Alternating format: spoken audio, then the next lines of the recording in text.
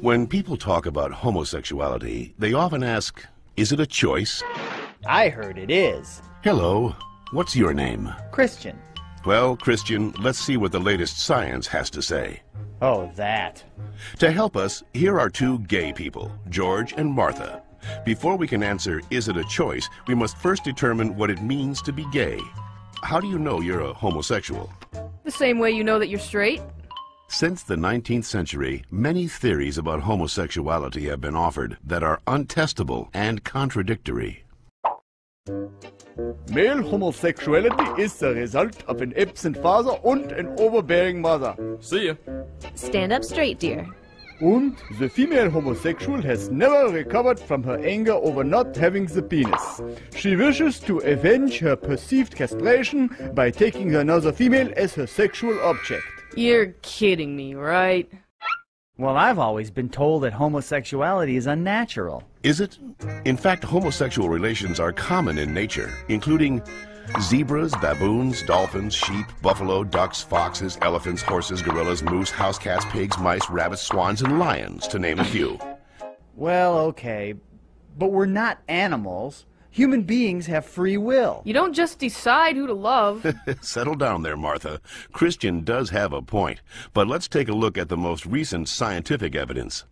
As they study sexual orientation, scientists are currently looking at three main areas: genes, hormones, and birth order. Of course, most of these studies focus only on male sexuality. Sorry, Martha. What a shock. Let's first look at studies of identical twins. Hi. When one identical twin is a gay man, the other twin is gay up to 70% of the time, far higher than would occur if genes played no role. In fact, these studies show that genes play a greater role in determining sexual orientation than they do in whether or not you're right or left-handed. And we don't punish the left-handed. Well, not anymore. Let's get it! Scientists have recently noticed a striking statistical phenomenon.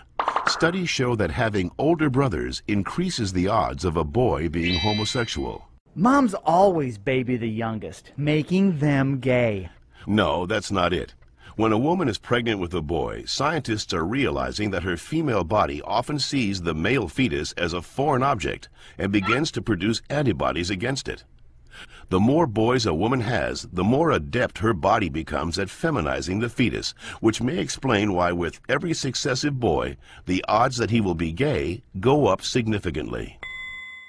All right, maybe you all accept it, but what about those people who started out gay and say they became straight by discovering God?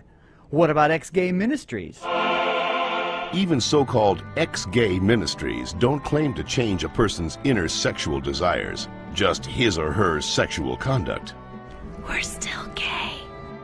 If these places really work, why don't they all use the same technique? Why does each ministry experiment its own way? Well... And why have so many members and leaders recanted earlier claims that they were changed? Maybe these programs don't work for everyone, but what's the harm? How about the feelings of shame and guilt they instill and reinforce in their victims? Or the money, energy, and time they sap from people who have nothing wrong with them? Says you. Well, in point of fact, not just George says that, Christian. The American Medical Association, the American Psychiatric Association, the American Psychological Association, the American Psychoanalytic Association, the American Academy of Pediatrics, and the National Association of Social Workers have all stated that homosexuality should not be treated as a mental disorder, and that they oppose attempts at reparative or conversion therapy, and that sexual orientation is not a choice and cannot be changed. So that's it. I'm supposed to believe that it's not a choice just because all those doctors and scientists say so? Or you could just ask us. I do know this one girl named Heather who goes back and forth, but she's Shut up. The information in this educational cartoon is based upon studies that can be found in any university library, with the possible exception of the Bob Jones University in South Carolina.